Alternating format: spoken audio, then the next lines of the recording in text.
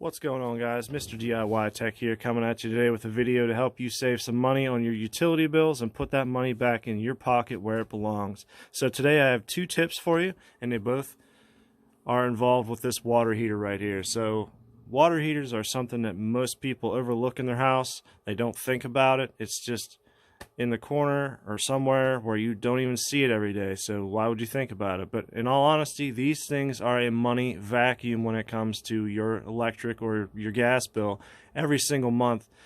And I have two tips here for you today to help you combat that. So the first one that's going to save you money right off the bat without even doing hardly any work is you're going to take the cover off for your thermostat. Now what that is that's, in my case, two Phillips head screws, a metal cover, and this foam here that just kind of locks in place right there to keep everything sealed up. So what you want to do is take the cover off, and you're going to look and see in here where your thermostat's set at. Mine's set at about 135. I'm going to bump that all the way down to 120 and try that, because the way it saves you money is it doesn't have to take as long to heat up to that 135 degrees. Now yours might be set a little higher, a little lower, but backing this down will save on the time that it takes to get the water that comes in your cold line all the way up to that temperature. Now you have two heating elements, most of them do, and they're working full time to get that water after you shower or do the dishes or anything like that. You drain some of the hot water out of this tank. It takes a while to get that water back up to temp. So if you lower this temp, that'll cut down the time and the energy used to get the water up to temp. Now most people, normal people, don't need their water temperature that high. So what you're going to do is you're going to grab a flathead screwdriver, and stick it in this dial right here, and you're going to turn that back to wherever you want it. Now this is going to be kind of a trial and error type thing. I'm going to try it at 120 because that's the lowest setting on this one, and I'm going to see where it, see how it does. If it's not hot enough in the shower or to do dishes with, I'll come down, I'll turn it up a little bit. You're going to have to play with this a little bit depending on your likes, your area, things like that. So I'm going to adjust this here quick, and I'll come right back at you. Alright, I'm back. The cover is back on. That took literally no time at all. It actually took longer to get the cover off than it did to make the adjustment, and the benefits will be immediate. So, alright, so the next thing I wanted to talk to you guys about today is a water heater insulation blanket. Now these are really cheap. I actually paid $22 for this one from a big box store. It has an R value rated at 10, which is the highest I could find around me locally. I live up in the Northeast, so this is going to apply more to people that have their water heaters in colder areas, such as the garage where it's not insulated. In my case, it's in a basement. It's about 55 degrees maybe down here. I have my furnace here that kind of keeps the chill off so the pipes don't freeze. But the reason that I wanted to talk to you guys about this today is your water heater, as it sits here and makes hot water day in and day out, they suffer from what you call thermal loss, which is the heat inside eventually leaks through the outside of the case, and it just dissipates that heat.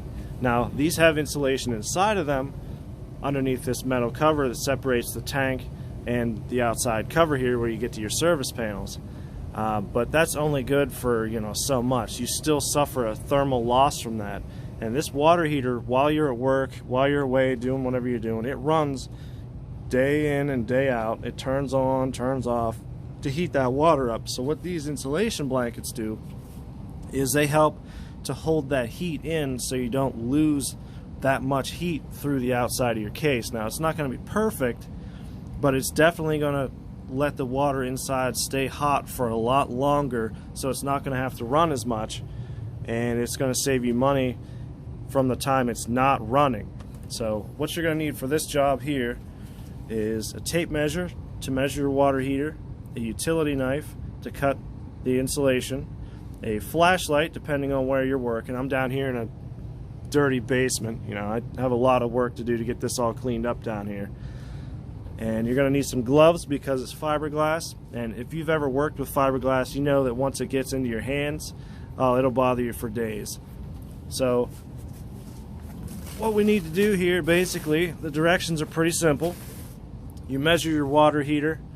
You read the directions here. Basically, it says you need to leave all of your access panels and this valve here open. So whenever you put the cover on, you need to cut out around these so you can get into them, and also leave your drain valve open as well. And then whatever excess you have, you put up on the top, and then you tape it together, and it just makes like a nice insulation blanket for it. So it's pretty self-explanatory. This is an electric water heater, by the way. If you have a gas water heater, what you're going to want to do is exercise extra caution, because you have exhaust vents, you have some other things on there. Just be careful. Anything on your water heater essentially needs to be open and accessible. So you want to wrap the major area that doesn't have anything on it, and just cut around this stuff here so you or your maintenance man can get in and do his job. Alright, so I'm going to get to work putting this on. I'm going to let you know how it goes, and I'm going to set a timer to see how long it takes. Now, ideally, you want to have an extra set of hands, someone to help you with this, because it's not going to be the easiest thing in the world to hold this together and put tape on it and everything else. So I'm going to do this. I'm going to set a timer, see how long it takes me with one person, and I'll get back to you once I'm finished up with that. Alright guys, I am back. Set the timer whenever I started. For me, one person, fumbling around, and I'm working in a tight spot too. It's a little bit dirty for me dragging it around and whatever. I'm going to wipe that all down, clean it up, clean the rest of this up here too.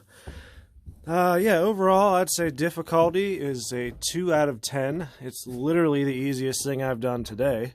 You see I have this gap around the bottom. I did that intentionally to leave this valve open. And I have a scrap piece here that I'm going to wrap around the bottom, and I'm going to use this valve as like the seam point.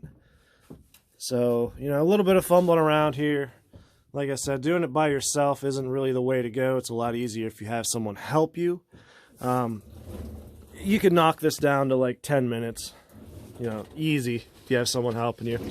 A little tip that I would give you, I use this as my seam point. So I started here, I wrapped around, and then I stopped here, and that way that's nice and open. I just felt underneath. You can feel where these are at. I cut these out so you have full serviceability. One thing I forgot to mention before I even started working on this is first thing, turn the breaker off to the water heater before you work on it at all. Before you do anything, turn that breaker off. That way you know you're not going to get shocked or burned or anything like that. So yeah, that's all done. I'm going to make a follow-up video here in about 2 months to let you know how it works and give you an update. Even if this only saves me $5 or $6 a month, this will pay itself off in no time at all. You know, just a couple months. And this is my favorite kind of upgrade. You do it once, you set it, and you forget it. And I'm going to replace this water heater because it's 11 years old here sometime this year. So the beauty of that is, as long as I get the same size, you can reuse this blanket over and over and over. And you can literally have this blanket for a lifetime. So this is one of those things, you buy it once, you set it, you forget it. And that's my favorite kind of upgrade. And it's nice and cheap too. It only took me 20 minutes out of my day. I'm going to mess around, you know, doing that bottom piece. It might take me another 5 minutes.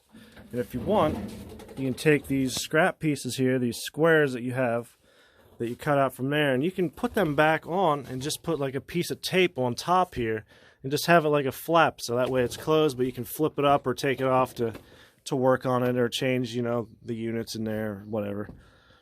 So yeah, I just wanted to share this with you. And the other thing, wear a mask.